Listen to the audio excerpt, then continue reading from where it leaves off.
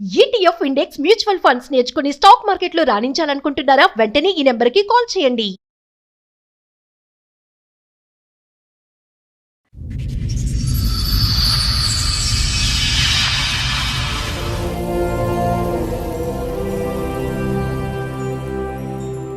కొన్ని రోజుల తర్వాత ఆమె వేరే కాంటాక్ట్ నెంబర్తో కాల్ చేస్తుంది ఊకే. వేరే కాంటాక్ట్ నెంబర్ అంటే ఆవిడ ఫోన్ నెంబర్ కాకుండా ఇంకో ఫోన్ నెంబరు.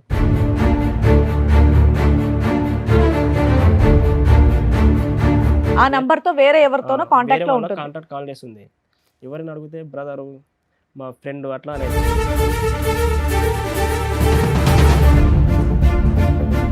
మరి నువ్వు ఇక్కడ ఇంట్లో లేనటువంటి టైం ఎక్కువ ఉంది కాబట్టి ఈవిడ ఫోన్తో టైం స్పెండ్ చేస్తుంది. ఎవరితో ఊకే మాట్లాడుతున్నావు అంటే మా నాన్న అంటది, మా ఫ్రెండ్ అంటే అట్లనే తప్పిస్తాను.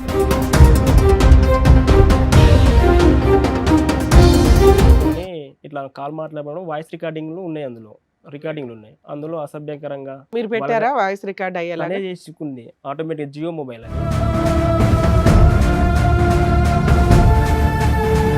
అంటే నేను తర్వాత బాగా తెలుసుకున్న తర్వాత, ఎవరైనా తెలుసుకున్న తర్వాత, ఇట్లా మా రిలేటివ్స్ వల్ల చేసుకున్న తర్వాత, తను వాళ్ళిద్దరు ఫస్ట్ లవ్ చేసుకున్నారు.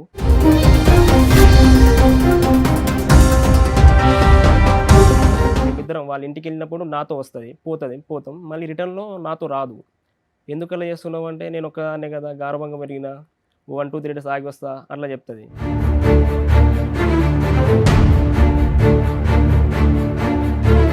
ఈ అనుమానం వచ్చి ఇలా రెడ్ హ్యాండెడ్గా పట్టుకున్నప్పుడు ఎప్పుడు కొట్టావా? అంటే కొట్టుడని బాగా కొట్టలేదు, వార్నింగ్ ఇచ్చేసి.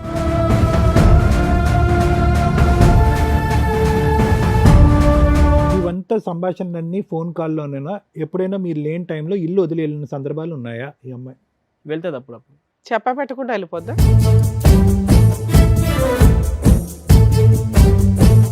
మ్యాచెస్ ఫిక్స్ చేసిన వాళ్ళని కూడా అడిగిన, నువ్వే ఇదంతా ఏదో కావాలని చేస్తున్నావు, అంత మా బిడ్డ అలాంటిది కాదని వాళ్ళ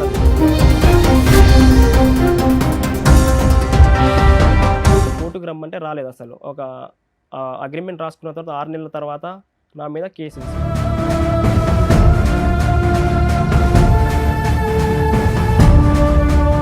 ఆ అమ్మాయి చేసే ఘనకార్యాలు మొత్తం చూపెట్టిన, కొన్ని video calls, audio calls, voice recording data తీసుకెళ్ళాను, నేను జిరాక్స్ తీసుకెళ్ళిన.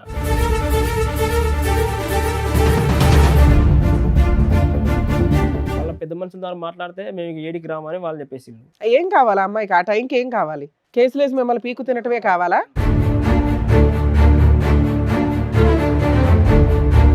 పంచాయతీ వరకు 15 నుంచి 20 lakhs వరకు ఖర్చులు వచ్చినాయి. నేనే మొత్తం ఎదురు పెట్టుకున్నా. దేనికి? పెళ్లి ఖర్చులు కానీ ఎవరిని కానీ. 15 to 20 lakhs.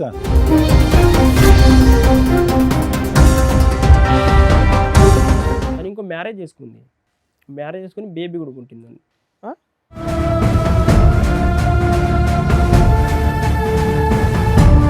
ఆ అమ్మాయికి భయం లేదు, ఆ అమ్మాయి భయం చెప్పేటటువంటి నాదుడు లేడు. ఆ అమ్మాయి తప్పు చేస్తే కనుక ఆ అమ్మాయిని తప్పుని నిలదీసి, నువ్వు తప్పు చేస్తున్నావు కాబట్టి జీవితాన్ని ఇలా సరిదిద్దుకో అని చెప్పేటటువంటి నాదుడు లేదు, వినేటటువంటి ఓపిక లేదు. అటువంటి అతి భయంకరమైనటువంటి ఒక వ్యక్తిత్వానికి నువ్వు వెళ్ళి సింపుల్గా వెళ్ళి 3 ముళ్ళు కట్టేశావు.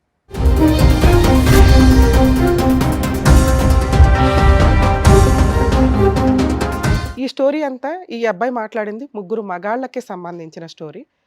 అందులో 2 మగాళ్ళు, కొన్ని లక్షల మంది ఈ సమాజంలో ఉన్నారు. చేసుకున్న వ్యక్తి యొక్క ఆలోచన విధానం జస్ట్ ఆ అమ్మాయి ఫోన్ కాల్స్ మాట్లాడడం దగ్గర స్టక్ అయిపోయింది. ఆ అమ్మాయి ఎవరో బాయ్ ఫ్రెండ్తో ఫోన్లు మాట్లాడుతుంది. ఈ ఒక్క పాయింటే వీళ్ళ కాపురం నాశనం అయిపోవడానికి కారణం.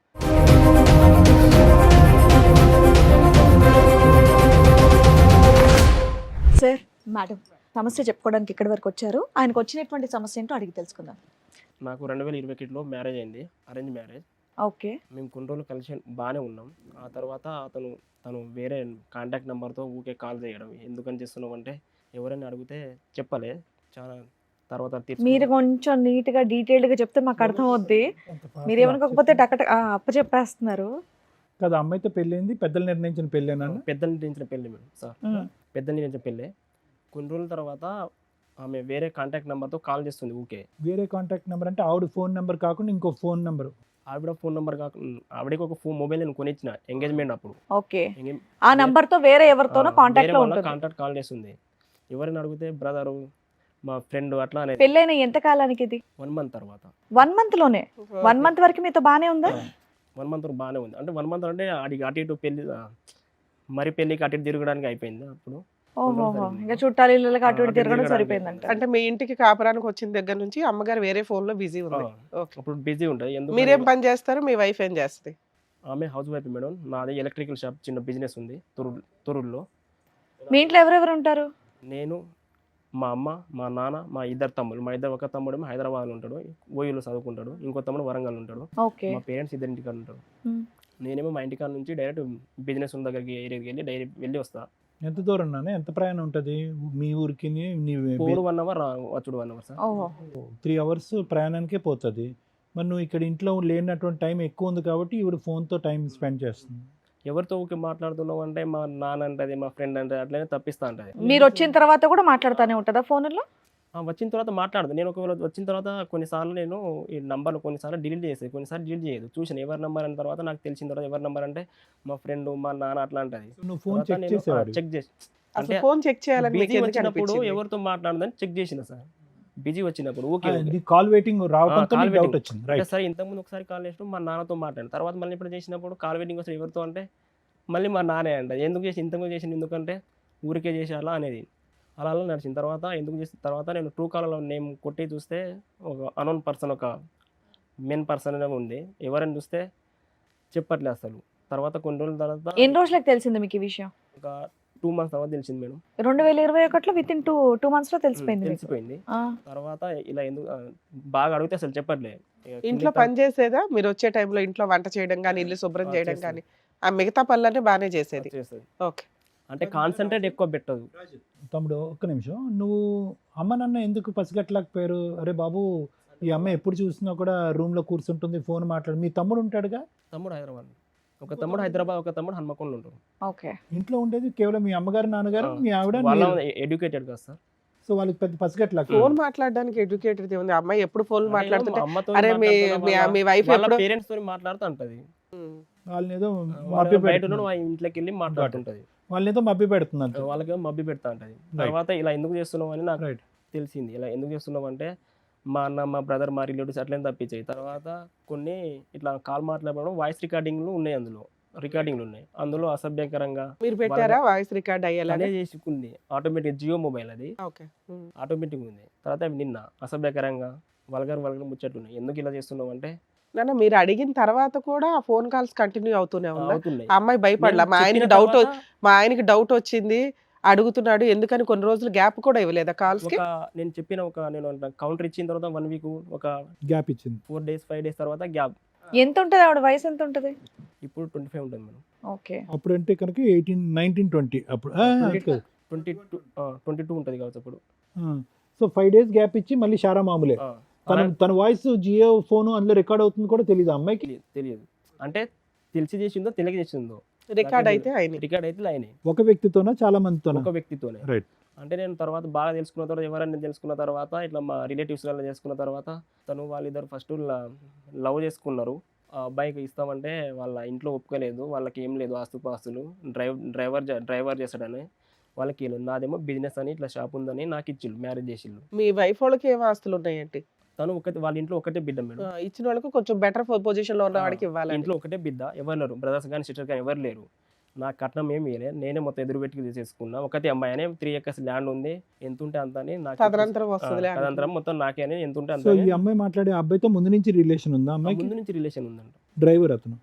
ట్రాక్టర్ డ్రైవర్, అతనితో ముందు నుంచి రిలేషన్ ఉంది. కాకపోతే వాళ్ళిద్దరికి వాళ్ళ ఇంటికి వచ్చినప్పుడు, అమ్మాయి వాళ్ళ ఇంటికి వచ్చినప్పుడు వాళ్ళు పెద్దవాళ్ళ అంగీకారం లేదు. పెద్దవాళ్ళ అంగీకారం లేదు, ఇవ్వని చెప్పిల్లట. అలా చేస్తూ ఎందుకు చేస్తున్నాడు ఇప్పుడు మేమిద్దరం వాళ్ళ ఇంటికి వెళ్ళినప్పుడు నాతో పోతాం, మళ్ళీ రిటర్న్లో నాతో రాదు. ఎందుకు అలా చేస్తున్నావు అంటే నేను ఒక్కదాన్నే కదా, గార్భంగా పెరిగిన, 1, 2, 3 days ఆగి వస్తా అట్లా చెప్తుంది. అలా గొడవలు వచ్చింది. అంతేనా? ఇది ఒక్కటే గొడవ కాదు. మీకు? ఒక ఫోన్ కాల్సే గొడవలా? ఫోన్ కాల్తో గొడవలు. మిగతా ఇంకేం ప్రాబ్లం లేదు?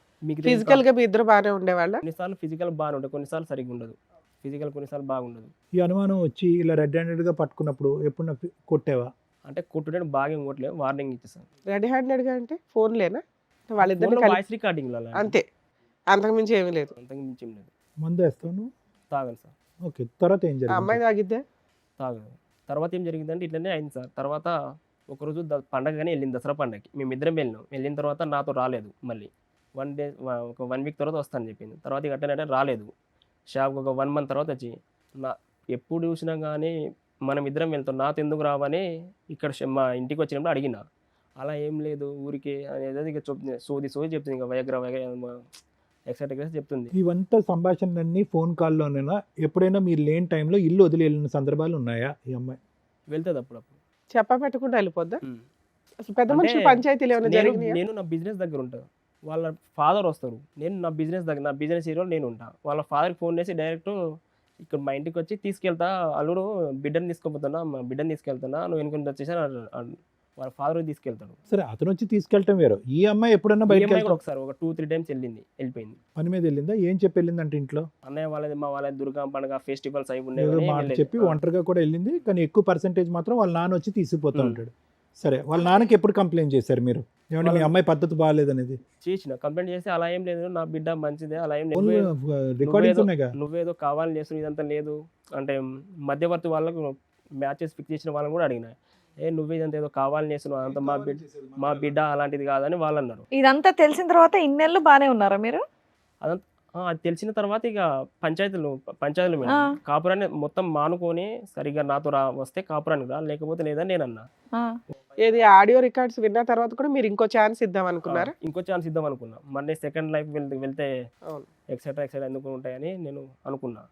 తర్వాత కాపురానికి రమ్మంటే రాలేదు. అసలు రాకుండా ఏం చేసిందంటే పెద్ద మనుషుల పంచాయతీలో కూర్చున్నాం ఒక 10 టైం, ఒక 10 సార్లు. నేను అసలే కాపురానికి రాను, ఏం చేసుకోను, అయితే విడాకులు కావాలండి. సరే అని ఆమె కోరిక మేరకు విడాకుల కోసం అగ్రిమెంట్ పేపర్. ఇప్పుడు మ్యారేజ్ అయిన ఎంత కాలానికి? ఒక 2 ఇయర్స్ తర్వాత. 2 ఇయర్స్ ఇలాగే నడిచిందా మీ పంచాయతీలో? ఒక 6 నెలలే మేము కలిసి ఉన్నాం. ఆ తర్వాత నుంచి వాళ్ళ ఇంటికి వెళ్ళిపోయింది. 6 నెలలు మీరు పంచాయతీలు పెట్టుకుంటూ వచ్చారా? 6 నెలలు కలిసి లేము. 1 మంత్ అదే ఆన్ అండ్ ఆఫ్ ఒక 6 నెలలు కలిసి ఉన్నారు. ఫైనల్ గా ఎప్పుడు విడిపోయారు? 2023లో విడిపోయారు. ఆ తర్వాత పంచాయతీ జరిగింది. 2023 మే 10 తారీఖు నాడు ఒక అగ్రిమెంట్, అంటే ఒక 1.5 ఇయర్ మా పంచాయతీ నడిచింది. ఓకే, 1.5 ఇయర్ పంచాయతీ నడిచింది. పెద్ద మనుషుల పెద్ద కోర్టు నుంచి ఏమని రాసుకున్నారు? అంటే కోర్టు నుంచి మ్యూచువల్ డైవర్స్ తీసుకొని రాసుకున్నాం. అదే మ్యూచువల్ గా కోర్టుకు వెళ్ళి డైవర్స్ తీసుకుందాం అని. ఏమైనా కాంపెన్సేషన్ గానీ ఏమన్నా రాసుకున్నారు?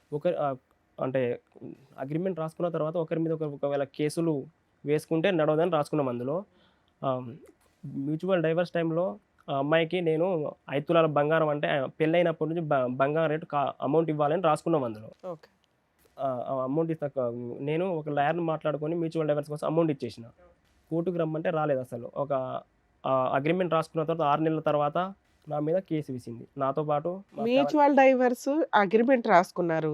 1 వీక్ లోనో 2-3 డేస్ లోనో మ్యూచువల్ డైవర్స్ పిటిషన్ వేసుకుంటారు కదా, ఎందుకు వేసుకోలేదు మీరు? నేను వేసుకున్నాం మేడం. సో అమ్మాయి రాలా? అమ్మాయిని వాళ్ళ పెద్ద మనుషులను కాల్ చేయించిన. మా పెద్ద మనుషులు రండి అంటే అసలు రాలేదు. వాళ్ళు ఎందుకు రాలా? ఏదో రీజన్ చెప్తారు కదా, వాళ్ళ అబ్జెక్షన్ కి రీజన్ వాళ్ళు ఏం చెప్తారు. చేస్తారు అంటే ఆ అమౌంట్ నాకు సరిపోలేదు, ఎక్కువ అమౌంట్ కావాలి.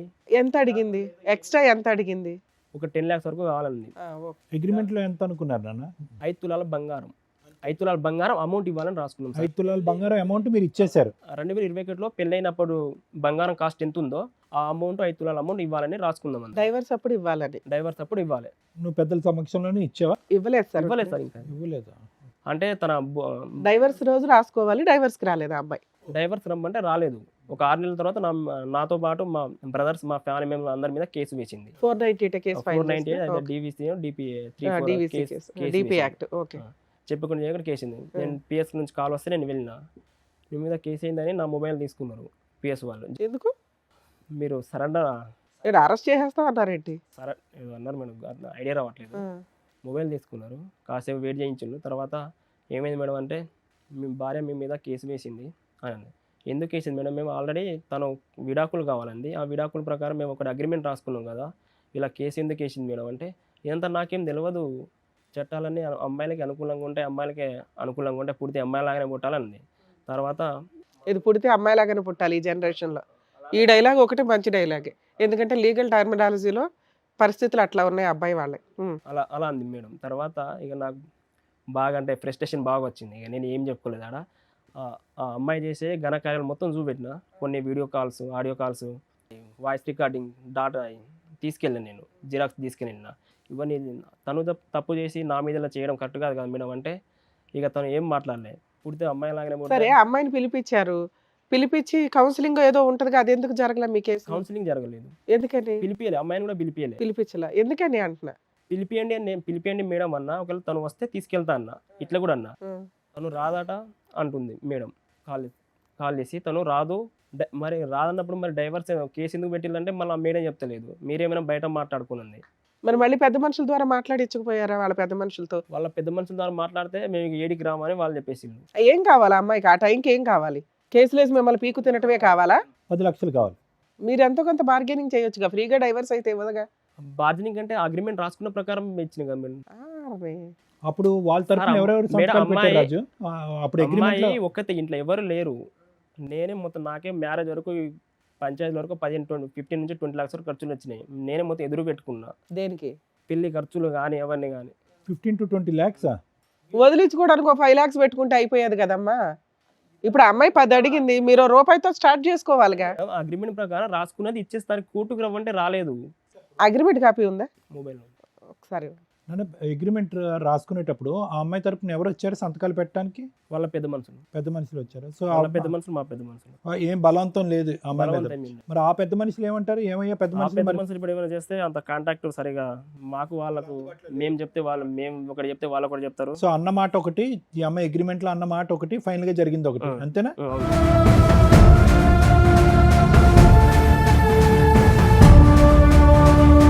ఇప్పుడు 10 లక్షలు ఇవ్వలేని పరిస్థితి అనేది, లేదంటే ఇచ్చిన తర్వాత కూడా ఈ అమ్మాయి మళ్ళీ తారుమారు చేస్తుంది అనేదా? ఏంటి అసలు నీ భయం? మళ్ళీ ఒకవేళ ఇచ్చిన తర్వాత కూడా తారుమారు చేస్తుందనే, అంటే అమౌంట్ అడుగుతుంది.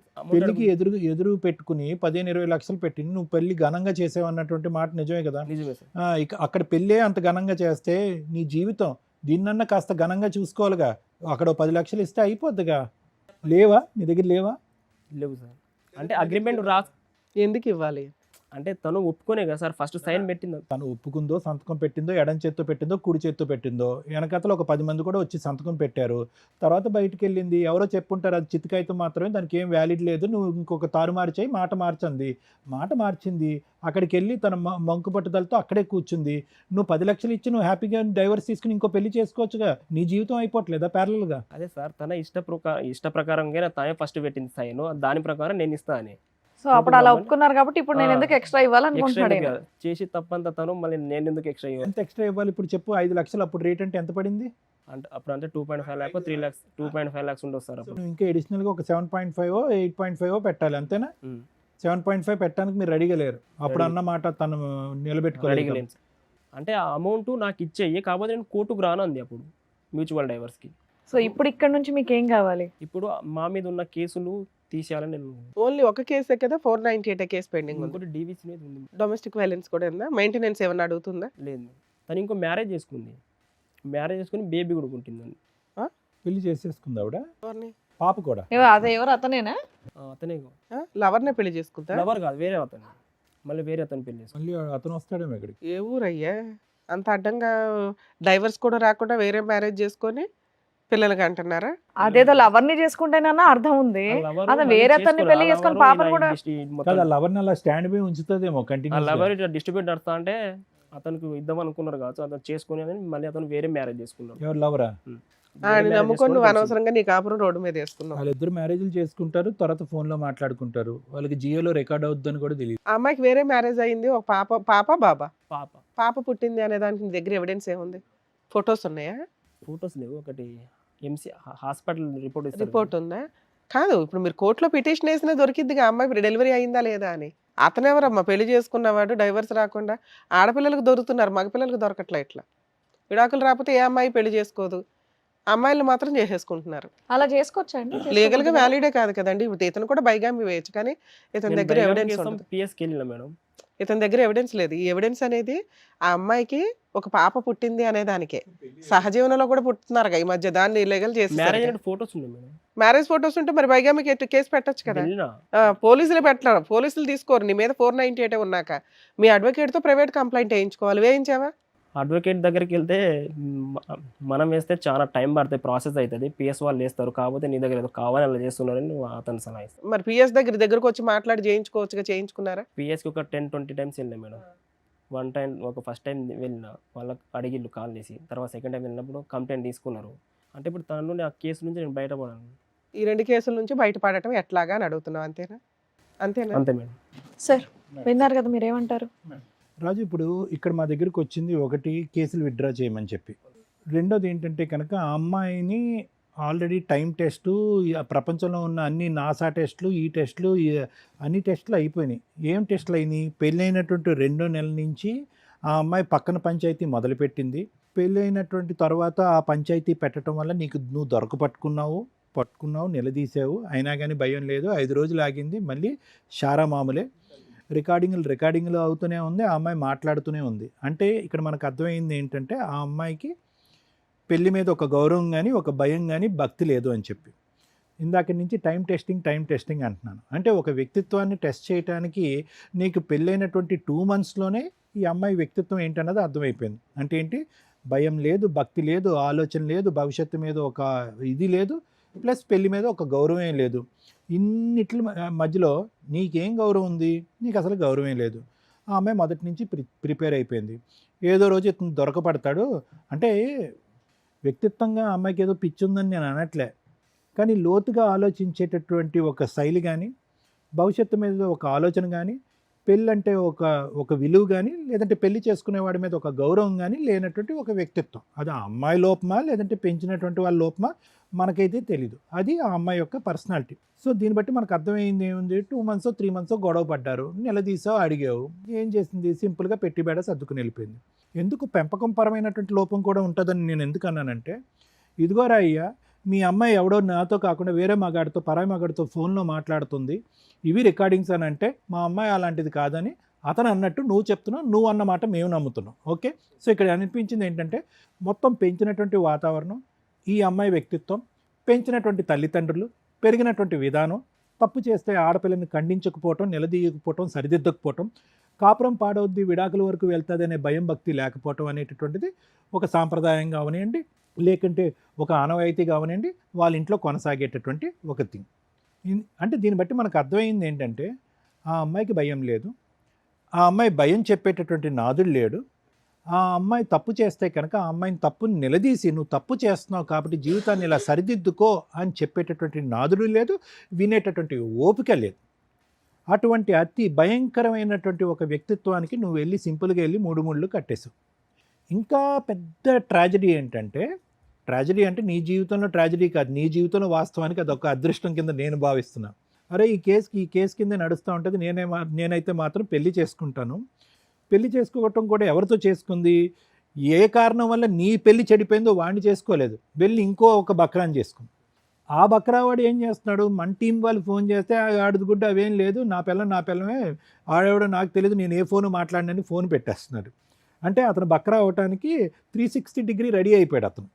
సో అటువంటి అమ్మాయికి అటువంటి వాళ్ళు ఉంటేనే సరిజోడు అనమాట, నీలాంటి వాళ్ళు కుదరదు. ఇదంతా నేను ఎందుకు చెప్పుకుని వచ్చాను అంటే కనుక, నీ జీవితం ఎక్కడ అయిపోయింది? ఇప్పుడు లాయర్ మేడం గారు ఫోన్ చేసి, ఏ అమ్మా ఈ పనికిరాని కేసులు ఎందుకు పెట్టావు, విత్డ్రా చేసేయాలంటే, అవును మేడం మీరు ఫోన్ చేశారు కాబట్టి మేము కేసులు విత్డ్రా చేసేసుకుంటాను అనేటటువంటి బ్యాచ్ అయ్యి అమ్మాయి. బ్రహ్మదేవుడు దిగి వచ్చినా కూడా తన పట్టిన కుందేలకు 3 కాళ్ళు అనేటటువంటి ఒక భయంకరమైనటువంటి వ్యక్తిత్వం, లీగాలిటీస్లో ఉన్న లూప్ హోల్స్ అన్నీ తీసుకుని ఒక మాట మీద నిలబడినటువంటి వ్యక్తిత్వం. ఎందుకంటే ఆ రోజు పంచాయతీలో ఏమైంది? సంతకం ఒక్కటే పెట్టలేదు ఆ అమ్మాయి. వచ్చినటువంటి పెద్దవాళ్ళు అందరికీ, నీకు కూడా అందరికీ రకరకాల టోపీలు వేసింది ఆ అమ్మాయి. అక్కడ పక్కన మార్కెట్లో కొని నీకు ఒక ఎర్ర టోపీ, వాడికి ఒక కుచ్చి టోపీ, ఇంకొక అమ్మాయికి ఒక పచ్చ టోపీ, అందరికీ టోపీలు వేసి వెళ్ళింది అంతే అమ్మాయి. అది అమ్మాయి వ్యక్తిత్వం. అంటే ఎక్కడికక్కడ మాట్లాడటం. నువ్వేమంటున్నావు? సంతకం పెట్టింది కదండి అంటున్నావు. అరే ఆ అమ్మాయి చెప్పేటటువంటి జీవితానికి, ఆ అమ్మాయి ఒక మాటకి, ఆ అమ్మాయి ఒక ఆలోచనకి, వ్యక్తిత్వంకి ఒక స్థిరత్వం లేదు. సంతకానికి ఏం స్థిరత్వం ఉంటుంది? గట్టిగా కూర్చోబట్టి మాట్లాడితే నేను కాదు మా పక్కింటి ఆంటీ సంతకం పెట్టింది అంటది. ఎందుకు ఇవన్నీ? నేనేమంటున్నానంటే, నువ్వు వెళ్ళి కొండను ఢీకొంటున్నావు. నీ స్థానంలో ఒకప్పుడు నువ్వు పెళ్లి చేసుకోవాలి, జీవితాన్ని ఇంకో విధంగా ముందుకు తీసుకెళ్ళాలి. అనవసరంగా ఒక 7.5 లక్షల దగ్గర అంతే మొత్తం నీ పోరాటం అంతటి యొక్క విలువ 6.5-7.5 లక్షలు. దానికి మించి 6.5-7.5 లక్షలకి మించినటువంటిది ఏంటంటే కనుక నీకు ఉండేటటువంటి పట్టు. సంతకం పెట్టి ఒప్పుకున్నటువంటి అమ్మాయి ఈరోజు బ్యాక్ ఆఫ్ అయ్యి నా చేతే 10 రూపాయలు ఎక్కువ ఎందుకు కట్టిస్తుంది? నేను ఎందుకు కట్టాలి అనేటటువంటి ఆలోచన శైలి. నువ్వు కన్నం ఢీకొంటున్నానన్నా. ఈరోజు ఆ అమ్మాయి ఈ మొత్తం ప్రయాణం వల్ల ఏమీ నష్టపోలేదు. ఆ అమ్మాయికి ఉండే అంత జుట్టులో నువ్వు ఒక ఏకవి. అది తీసి ఇలా పక్కన పడేసింది. వెళ్ళి ఒకటితో పెళ్లి చేసుకుంది, వాడితో బిడ్డను కంది, జల్సాలు చేసుకుంటుంది. నువ్వు గట్టిగా ఇక్కడ మళ్ళీ నెక్స్ట్ ఎపిసోడ్లో ఇక్కడ కూర్చునే లోపల అక్కడ ఇంకో డెలివరీ అయిపోద్ది. ఎవరు పోతున్నారు? ఇక్కడేమొచ్చి ఈ కేసుల వల్ల ఏ అన్యం పుణ్యం ఎరిగినటువంటి మీ తమ్ముళ్ళు ఉద్యోగాలు పోతున్నాయి, వాళ్ళ భవిష్యత్తు పాడైపోతున్నాయి. కేసులు ఉంటే కనుక రేపొద్దున అమ్మాయిని ఇవ్వడానికి ఎవడో ముందుకు రాడు. ఇదంతా అటు తిరిగి ఇటు తిరిగి ఇటు తిరిగి ఇటు తిరిగి ఎక్కడ 6.5 లక్షలు 7.5 లక్షలు. అరే బాబు, నీకు 6.5-7.5 లక్షలు కట్టేటటువంటి స్తోమత ఉందా అంటే కనుక ఖచ్చితంగా నీకు ఉండే ఉంటుంది. 15-20 లక్షలు పెట్టి ఎదురిచ్చి నువ్వు వెళ్ళి పెళ్ళే చేస్తున్నాడు. జీవితాన్ని బాగు చేసుకోవడానికి 6.5-7.5 లక్షలు ఖర్చు పెట్టలేకపోతున్నావు. నువ్వు ఎలక్ట్రికల్ షాప్ ఉంది, ఎంతో కొంత బిజినెస్ నడుపుతున్నావు. ఏం చేస్తారు తెలివైనటువంటి వాళ్ళు? ఇంతేనా నీ పోరాటం? ఒక్క పెద్ద మనిషి లేడు ఇంత స్థానంలో నీతో పాటు నిలబడి ప్రయాణం చేయడానికి. ఒక్క లేరు నీతో పాటు పోరాటం చేయడానికి. ఎందుకు అంటే కనుక ఒక ఓడిపోయేటటువంటి వ్యక్తిత్వంతో నువ్వు పోరాడి గెలవాలి అని అనుకుంటున్నావు. అంటే ఒక కాన్స్టెంట్గా నేను ఓడిపోను, నేను ఇలాగే నిలబడతాను, నా జీవితాన్ని నేను ఇలా నిలబెట్టుకుని నేను ముందుకు వెళ్ళిపోతాను. ఎవరో ఒకడు వస్తాడు, నన్ను పెళ్లి చేసుకుంటాడు. అలా పెళ్లి చేసుకున్నవాడు ఈడు కాకపోతే 10 మంది ఉన్నారు. లవర్ లేడు ఇక్కడ, ఎవడో వచ్చి పెళ్లి చేసుకున్నాడు. సో అమ్మాయి గట్టిగా విజిలేస్తే 10 మంది నిలబడేటటువంటి వ్యక్తిత్వం అమ్మాయిది. Happy, she very happy. నువ్వు డిప్రెషను, డిమోటివేషను, టెన్షను, డబ్బులు ఖర్చు, పిచ్చి పట్టినోళ్ళ నువ్వు తిరుగుతున్నావు. సో కాబట్టి ఏంటంటే ఇక్కడ పోరాటమా నేను పోరాడాలి, నేను ఫైట్ చేయాలి, నా వ్యక్తిత్వాన్ని కాపాడుకోవాలి, మాట మీద నిలబడినటువంటి అమ్మాయికి బుద్ధి చెప్పాలి అనేటటువంటిది ఏదన్నా ఉంటే కాస్త తీసి పక్కన పెట్టాలేమో అనేది సైకలాజికల్గా నా అభిప్రాయం, మానసికంగా నా అభిప్రాయం. ఎందుకు ఇక్కడ బాధితులు ఎవరు? నువ్వు ఒక్కడే పెళ్లి చేసినందుకు నువ్వు ఒక్కడే బాధిత కాడు. వృద్ధాప్యంలో ఉన్నటువంటి నీ తల్లిదండ్రులు ఈరోజు బలిపశువులు అయ్యారు, నీ 2 తమ్ముళ్ళు బలిపశువు అయ్యారు. ఇంత మానసిక వేదన, ఇంత కుటుంబ త్యాగం చేసి ఏం పోరాటం, ఏం గెలుపొందాలని? ఈరోజు ఎంత మంది పెద్దవాళ్ళు మాట్లాడినా, ఎన్ని పోలీస్ స్టేషన్ చుట్టూ తిరిగినా, వాస్తవానికి నువ్వు పెట్టేటటువంటి బైగమీ కేసు అనేటటువంటిది దాన్ని అది నిజంగా ప్రాక్టికల్గా ఎవరైనా ఆ కేసు టేకప్ చేసి ఫైట్ చేసినా కూడా అక్కడ కూడా ఆ అమ్మాయి అక్కడ ఇంట్లో కాపురం చేస్తూ పిల్లల్ని గంటూనే ఉంటుంది, నువ్వు తిరుగుతూనే ఉంటావు అనేది నా అభిప్రాయం. ఇలాంటి వాళ్ళని ఇచ్చి పోండి, నీ చావు నువ్వు సస్తావులే అన్నట్టుగా ఆలోచించుకుంటూ నువ్వు కూడా బ్రతక నేర్చి ఏమన్నా డబ్బుల లెక్కల పరంగా ఏమన్నా లెక్క తేలితే కనుక ఆ లెక్క తేల్చుకుని నువ్వు బతుకు, నువ్వు బాగుపడు, నీ కుటుంబాన్ని కాపాడుకో. ఇది మంచి సలహా. సరే మేడం ఫోన్ చేయండి, అమ్మాయి కేసులు విత్డ్రా చేస్తుందంటే అస్సలు ససేమిరా. అటువంటి వ్యక్తిత్వాలు చాలా ఒక మర్రి చెట్టులాగా ఆ వేర్లు ఎక్కడో పాతాల లోకంలో ఉంటాయి. అవి నరుక్కుంటూ వస్తే కనుక నాకు ఒక 70-80 సంవత్సరాలు వస్తాయి, నీకు ఒక 40-50 సంవత్సరాలు వస్తాయి. వర్కౌట్ అవుతుంది. ఈ కేసుకి సంబంధించిన వాళ్ళు ఒకళ్ళు ఈ కేసుకి ఎగ్జాంపుల్, నేను ఏదైతే కోర్టులో ఒక జడ్జిమెంట్ చూపించి మాట్లాడతామో అలా ఈ కేసు ఎగ్జాంపుల్ చెప్తాను. ఈ స్టోరీ అంతా ఈ అబ్బాయి మాట్లాడింది 3 మగాళ్ళకి సంబంధించిన స్టోరీ. అందులో 2 మగాళ్ళు కొన్ని లక్షల మంది ఈ సమాజంలో ఉన్నారు. అదేంటి మేడం అక్కడ అమ్మాయి మోసం చేస్తే 3 మగాళ్ళ గురించి మాట్లాడుతున్నారు ఏంటి? స్టోరీకి సంబంధించిన 2 మగాళ్ళు, ఒక భర్త, ఇప్పుడు ఇక్కడ కూర్చున్న బాధితుడు అనే ఎవరైతే విక్టిమ్గా కూర్చున్నాడో అతను పెళ్లి చేసుకున్న తర్వాత ఆ అమ్మాయి కొంచెం లో ఫ్యామిలీ నుంచి వస్తే తనే ఎదురు ఖర్చులు పెట్టుకొని గోల్డ్ పెట్టి పెళ్లి చేసుకున్నాడు. చేసుకున్న వ్యక్తి యొక్క ఆలోచన విధానం జస్ట్ ఆ అమ్మాయి ఫోన్ కాల్స్ మాట్లాడడం దగ్గర స్టక్ అయిపోయింది. ఆ అమ్మాయి ఎవరో బాయ్ ఫ్రెండ్తో ఫోన్లు మాట్లాడుతుంది. ఈ ఒక్క పాయింటే వీళ్ళ కాపురం నాశనం అయిపోవడానికి కారణం. ఈ అబ్బాయి అది భరించలేకపోయాడు. ఆ టైమా ఇంకొకట. సరే ఛాన్స్ ఇస్తాను అన్నప్పుడు ఒక అమ్మాయి క్యారెక్టర్ రోడ్డు మీద దాకా వచ్చేసిన తర్వాత ఎవరు యాక్సెప్ట్ చేయరు మళ్ళీ ఆ వ్యక్తితో కాపురం చేయడానికి. ఎందుకంటే నీకు ఏ పాయిజన్ చుక్క అయితే అనుమానం రూపంలో పడిపోయిందో అది జీవితకాలం పెరుగుతూనే వెళ్తుంది తప్ప తగ్గదు. మీరు నిజంగా ఆ అమ్మాయిని యాక్సెప్ట్ చేయాలి అనుకుంటే ఆ అమ్మాయి ఫోన్ కాల్స్ ఎట్లా కట్ చేయాలి, ఆ విధానం నుంచి ఆ అమ్మాయిని మీ వైపు తిప్పుకోవడం ఎట్లా, కాపురం నిలబెట్టుకోవాలంటే హక్కులుగానో పెద్ద మనుషుల పంచాయతీలో లీగల్గా ఎంటర్ అయిపోతానో వద్దు, అవ్వదు. ఒక వ్యక్తి వైఫ్ ఫోన్ మాట్లాడితే యాక్సెప్ట్ చెయ్యని ఒక మగాడు ఇక్కడ కూర్చున్న వ్యక్తి, ఇంకొక మగాడు ఈయనకి ఆపోజిట్లో అమ్మాయికి డైవర్స్ రాలేదు, అమ్మాయి హస్బెండ్ మీద 498 డొమెస్టిక్ వైలెన్స్ వేసింది, హస్బెండ్ మీదే కాదు అసలు సంబంధం లేని అతని ఫ్యామిలీ మెంబర్స్ అందరి మీద. అలాంటి వ్యక్తిని ఇంకో మగాడు పెళ్లి చేసేసుకొని పాపను కూడా కన్నాడు. అంటే ఆ అమ్మాయికి ఆల్రెడీ పెళ్ళయింది, పెళ్ళైన హస్బెండ్ ఎందుకు వదిలేశాడంటే ఆ అమ్మాయికి ఒక పాత బాయ్ ఫ్రెండ్ ఉన్నాడని వదిలేస్తే వీళ్ళిద్దరూ ఉండగా ఇంకొక అతను పెళ్లి చేసుకున్నాడు. మరి ఈయన ఆలోచన విధానం ఏంటి? అంటే ఈ వ్యక్తిలో ఉన్న కనీసం సగమన్నా ఈ విక్టిము ఫోన్ కాల్స్ దగ్గర ఆపేసి ఉంటే వీళ్ళిద్దరే భార్యాభర్తలు అయ్యేవాళ్ళు, ఆ పుట్టే పిల్లలేదో వీళ్ళకే పుట్టేవాళ్ళు. ఎంతవరకు యాక్సెప్ట్ చేయాలి, ఎంతవరకు యాక్సెప్ట్ చేయకూడదు అనేది కొంచెం ఆలోచించుకోండి. 2, ఇక్కడ రెండో మగాడు ఎవరైతే అతను ఉన్నాడో అతని గురించి మాట్లాడాలి. ఆడాళ్ళకి ఆడాళ్ళు శత్రువులని అక్కడక్కడ వింటూ ఉంటాం. అసలు అది ఉండేది ఒకప్పుడు. ఇప్పుడు ఖచ్చితంగా ఏదో పోలీసులు ఒక డైలాగ్ అన్నారంటే, ఈ జనరేషన్‌లో ఆడపిల్లగా పుట్టడమే బెటరు. మగాళ్ళగా పుట్టడం దండగా అని. మరి ఏ పోలీసులు అన్నారో గానీ, ఈ ఇయర్‌కి సెన్సేషనల్ నోటెడ్ పాయింట్ చెప్పినట్టే లెక్క. ఎందుకంటే లీగల్‌గా నిజంగా జెంట్స్ అంతా సఫర్ అవుతున్నారు. రెండో మగాడు కనీసం బేసిక్ ఆలోచించాలి. డైవర్స్ రాని ఒక అమ్మాయిని నేను పెళ్లి చేసుకుంటున్నాను. ఆ అబ్బాయిని ఆల్రెడీ సఫర్ చేసిన అమ్మాయి. ఏదో బాయ్ ఫ్రెండ్ ఉన్నాడట. మరి నేనేం చేద్దామని పెళ్లి చేసుకుంటున్నా? అంటే రేపటి రోజున వాళ్ళిద్దరి మధ్య డిస్ప్యూట్ వస్తే, అమ్మాయి గుర్తుపెట్టుకో, బబ్లిక్ నవిలినట్టు నవిలి స్వీట్ అంతా అయిపోయినాక తుపుక్కని వస్తారు చూసారా? మీ కేసులో అంతే. లీగాలిటీ లేనట్టే. అదే పని అబ్బాయి గనక ప్రొసీడింగ్స్ అయితే వెంటనే బైగామీ కేసు రిజిస్ట్రేషన్స్ అయిపోతే ఎదురు ఆ అమ్మాయిని వెళ్ళి కొట్టేస్తూ ఉంటారు. అసలు ముందు అమ్మాయిలే రారు ఈ పిల్లాడిని పెళ్లి చేసుకోవడానికి. లీగల్‌గా డైవర్స్ రాకుండా మిమ్మల్ని చేసుకోము అని. అలాంటి సమాజంలో కోర్టులో కేసులు మోర్ దాన్ 5 ఇయర్స్ నడుస్తుంటే చచ్చిపోతున్నారు. కనీసం ప్లీజ్ మా ఎపిసోడ్స్ ద్వారా, సుమన్ టీవీ ద్వారా నేను జ్యుడిషియరీని రిక్వెస్ట్ చేస్తున్నానండి. మ్యారిటల్ డిస్ప్యూట్స్ మీద దృష్టి సారించండి.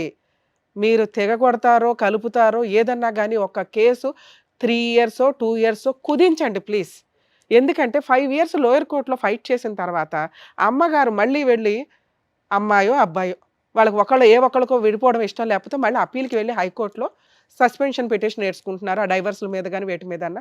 మళ్ళీ అక్కడ ఒక 5 ఇయర్స్ నడుస్తాయి. హైకోర్ట్ అనేది స్టేట్ మొత్తానికి కాబట్టి అసలు ఆ 5 ఇయర్స్‌కి కూడా బెంచ్ మీదకి రావు.